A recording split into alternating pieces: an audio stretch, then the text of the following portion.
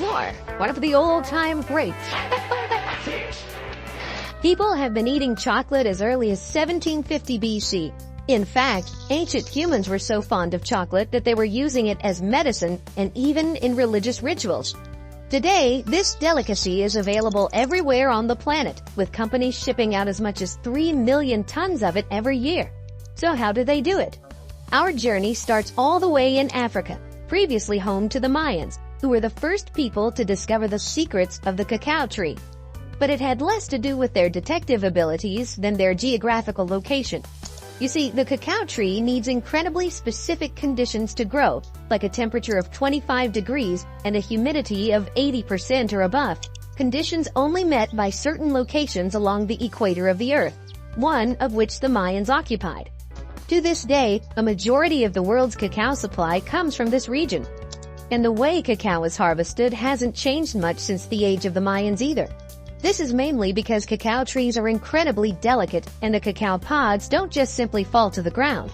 For this reason, they're cut off manually, one by one.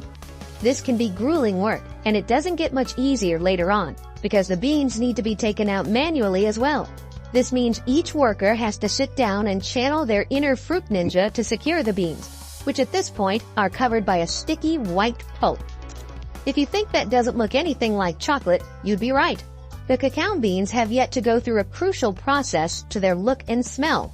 The beans and the pulp are placed in special fermentation boxes covered by banana leaves, where they're kept for 3 to 9 days. This process is important because not only does it kill bacteria and get rid of the white pulp, but also gives the beans their signature brown color and taste. The fermented beans are ready to be placed in the sun for drying. This is mainly done to remove moisture and to inhibit the growth of fungi, bacteria, or mold, but it has the added benefit of developing the flavor of the beans. Once this is done, the beans are ready for their journey to factories across the world. After they arrive at the factory, the beans are inspected by a team of quality assurance officers. This process consists of cutting the beans to ensure they're the right color and have the required consistency. Once they're approved by the QA team, the beans are off to a specialized processing plant where they're roasted, first on screens and then in revolving cylinders through which heated air is blown. Over a period of 30 minutes to 2 hours, the moisture in the beans is reduced from about 7% to about 1%.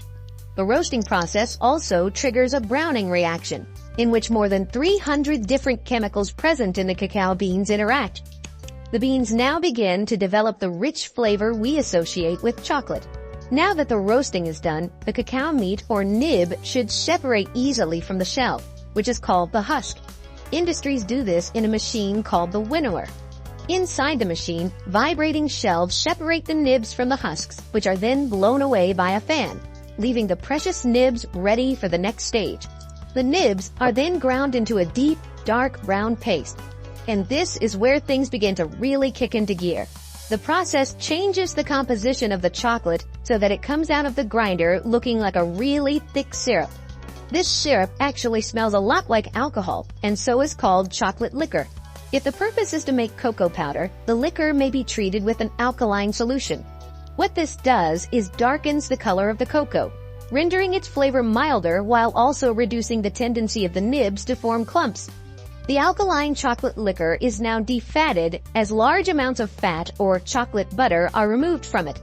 The resulting solid material, commonly called press cake, is then broken, chopped, or crushed before being sifted to produce cocoa powder. You remember the removed cocoa butter from before? Well, it's not a throwaway item, but a crucial component in creating chocolate candy. It's mixed with chocolate liquor in a process called conching, which gives the chocolate its smooth texture and consistency. Other items, like powdered milk, sugar, or vanilla, may be added depending on the type of chocolate that's being made. The practice was actually coined by the Swiss chocolatier Daniel Peter in 1875, when he invented milk chocolate by mixing a powdered milk developed by Henry Nestle with the liquor. Now that the texture is there, it's time to give the chocolate its patented snap. This is done through a process called tempering, in which the chocolate is slowly heated and cooled. What this does is alter the crystals within, giving the chocolate a uniform composition throughout. Once the chocolate is tempered, It's ready to be poured into molds to make bars of chocolate. A final check is done to ensure there are no air bubbles and the chocolate is pristine. It's then wrapped in foil or paper packaging to keep it fresh. These chocolate bars may look small, but the industry makes up to $50 billion a year. If you make that many chocolate bars, you probably need a lot of aluminum foil to wrap them. Click here to see the amazing way aluminum foil is made.